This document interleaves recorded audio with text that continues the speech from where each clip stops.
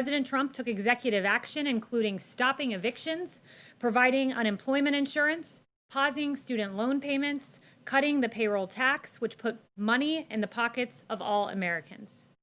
Democrats apparently were unable to stick around to make a deal. Now, suddenly, Democrats will be rushing back to Washington. But why? The answer? The United States Postal Service. It's a stunning turn of events. Democrats went home after accomplishing nothing. No deal on stimulus checks, no deal on small business relief, no deal on eviction protections. The concerns of everyday Americans were not the concerns of Democrats on Capitol Hill. So where is Nancy Pelosi? She and her Democrat colleagues will be back in Washington soon to pursue their latest manufactured crisis, the Postal Service. Democrats denied a $10 billion offer for the U.S. Postal Service by this president before they went on recess. But now they're back to pursue the latest Democrat manufactured crisis. It's sad, but it's clear where Democrats' priorities stand. And with that, I'll take questions. John. Kayleigh, looking ahead to potential action at the United Nations, will the president dispatch the Secretary of State to go to the UN to invoke the Snapback clause on sanctions? Yeah, so I have no announcements and I won't get ahead of the president, but what I will say is the president has said that he will be willing to invoke the snapback option soon, and I'll leave that to him. Yes. Kayleigh, the president said this week the only way we lose this election is if the election is rigged. It begs the question, does the president believe there's any circumstance under which he could lose the election fairly? The president believes he's done a great job for the American people, and he believes that will show in November. He believes that voter fraud is real, in line with what we see all across the country, particularly with mail-in ballots, which are prone to fraud. Yes. Thanks very much, Kayleigh. Two questions for you. Firstly, given the president's tweet on Goodyear and lashing out at them, is the Beast still going to be using Goodyear tires? I'm not going to comment on security matters. Okay, and then I want to follow up with a question that I asked the president last week, but he didn't answer. I asked him about QAnon, so I wanted to know, have you ever heard the president talk about QAnon, and what does he think of the conspiracy theory? No, I've never heard of that. There's a lot of media focus on that, but certainly never heard of that from the president. Yes. Kayleigh, just to follow up on what my colleague said over there with regard to the president saying make sure to get out and vote because the only way we're going to lose this election is if the election is rigged. Is the president saying if he doesn't win this election that he will not accept the results unless he wins? The president has always said he'll see what happens and make a determination in the aftermath. It's the same thing he said last November. He wants a free election, a fair election, and he wants confidence in the results of the election, particularly when you have states like Nevada doing mass mail-out voting to their voting rolls. And when they tried this in the primary, it was a massive failure. Ballots were piled up in trash cans. Ballots were pinned to apartment dartboards. And with that being the system, the president wants to take a hard look at this and make sure that these are fair election results and not subject to fraud. Yes. Can you tell us if the White House has reached out to Pelosi or the Democrats to talk over the next couple of days about stimulus? Yeah, so I have no updates on the personal conversations that we've been having, but what I'll say is this, is I know the Speaker is interested in potentially a skinny bill with post office funding, but what we want here at the White House is we're certainly open to post office funding. We did, after all, offer that $10 billion that was turned down, so we're open to that, but what we want to see in there is relief for the American people who are hurt through no fault of their own. For unemployed Americans, we want to see enhanced unemployment insurance. PPP, we want to see small businesses get taken care of. That money goes directly to payroll, so to pay workers and thus keep jobs. And we're interested in seeing stimulus checks go out to the American people as well.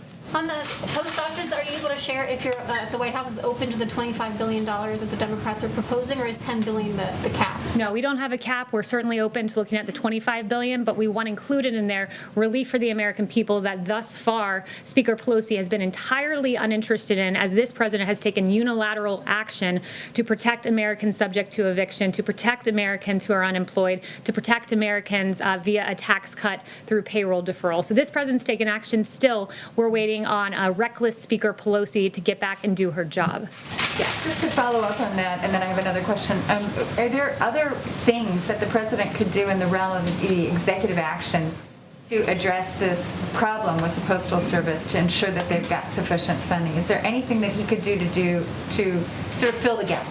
So the post office does have sufficient funding through 2021, and they do currently have cash on hand. They've been given that $10 billion line of credit through the CARES Act, so that's important to note. And look, we're looking at the post office funding to do with Speaker Pelosi, but that must also include money for our hardworking Americans as well. And the president, just to underscore this, mentioned yesterday that he wants to protect postal workers. These are great, hardworking Americans, and he wants to make the post office solvent and to protect those post office jobs. And he mentioned Amazon needing to raise the price of packages for Amazon as a way to help the solvency with the post office. Just follow up. So, with the recent agreement between Israel and the United Arab Emirates, there is great interest on the part of the Emiratis to purchase F-35s. What is the president's position on selling those high-end aircraft to the Emiratis at this point, and would that require congressional changes to remove the qualitative military edge that is guaranteed to Israel at this moment? So we don't confirm or comment on proposed defense sales or transfers until they're formally notified to Congress. To circle back on your first point, too, about post office funding, I did want to highlight a piece that was written by Ruth Goldway, who's a retired chairwoman and commissioner of the U.S. Postal Regulatory Commission. I believe it was in the New York Times. And she said, quote, that the post office has access to about $25 billion in cash. Its own forecasts predict that it will have enough money to operate into 2021. So this notion that there's this emergency for which Nancy Pelosi needs to rush back to Capitol Hill to solve is a farce. It is false. The real thing that's happening here is Nancy Pelosi is feeling pressure from her members, from her constituents, because she's not delivered relief for the American people, and President Trump has. Yes, Paula. Thank you, Kayleigh. Today, the president encouraged Americans not to buy Goodyear tires, suggesting that they had a ban on MAGA hats, but it appears that their policy is just a ban on political speech. It's pretty common for most companies. So why is the president retaliating against a private company for their dress code and potentially jeopardizing American jobs? So Goodyear needs to come out and clarify their policy. There was an image. It's a statement. They failed to clear. Yes, I did see their statement, which still failed to clarify their policy. What happened is there was an image that was put out that showed that certain speech was acceptable, Black Lives Matter insignia, for instance, but what was not allowed was Blue Lives Matter. What was not allowed was MAGA hats. What was clearly targeted was a certain ideology. They have not denied that that image was presented at one of their facilities, and they need to come out. Racial equality, racial justice, that is okay, but not political speech. That's pretty standard across the board right now. That's not that unusual. Did the president even reach out to Goodyear before he tweeted? They came out and said equity issues.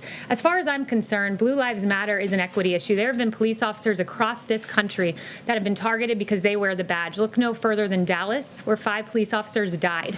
So Black Lives Matter, an organization whose in their D.C. branch said Black Lives Matter means defund the police. One of their presidents in New York said, "We will burn down the system." We all remember in 2015 the yelling of "pigs in a blanket, fry 'em like bacon" at a Black Lives Matter rally. That speech is allowed, but Blue Lives Matter is not allowed. And I will stand at this podium and say Blue Lives Matter is an equity issue, and Goodyear needs to come out and acknowledge that. Yes. Well, so let me just address that. The reason he called for the boycott was over MAGA. MAGA is pretty much unanimous with Blue Lives Matter these days, if you've seen the endorsements. Yes. Hi, Kayleigh. Does the White House support rolling back those existing operational changes that Louis DeJoy has done at the Postal Service, like those mail sorting machines? He said he would pause the operational changes going forward, but do you guys support rolling back the ones that have already affected mail delivery? So the president made his position clear on this yesterday, and it is making the post office solvent via Amazon, package rates being raised. It's important to note how this works. So for letters, magazines, catalogs, the post office can only raise prices by the rate of inflation, whereas with packages and commercial freight, like Amazon, they can raise those competitive prices. And the Postmaster General Louis DeJoy has proposed doing just that because we don't believe that Amazon should be able to push expensive packages to the post office and burden them further when they've already had issues with funding and push it there, but yet take advantage of the cheaper shipping. It's a business model that works for Amazon, but it's not one that works for the American people, and clearly not one that works for the post office. What about the specific operational changes? The president's made clear that Amazon, he thinks that's the best way to go, and I'll let him answer any further on that. Yes. Thanks, Kayleigh. The president last night congratulated Laura Loomer for her primary win in Florida. He's also backed Marjorie Taylor Greene in Georgia. Both women have expressed anti-Muslim sentiments. Does the president endorse their views of Muslims, and does he believe that those views belong in Congress? Well, the president routinely congratulates people who officially get the Republican nomination for Congress, so he does that as a matter of course. He hasn't done a deep dive into the statements by these two particular women. I don't know if he's even seen that, but he supports the Muslim community. He supports the community of faith more broadly in this country. Yes. Thank you, Katie. The president said that cost has been a consideration in selecting the White House as the location for his acceptance speech on next week, and I'm wondering if cost, in terms of keeping costs down for security purposes, is a consideration when he's selecting when to travel to his homes in Florida and New Jersey.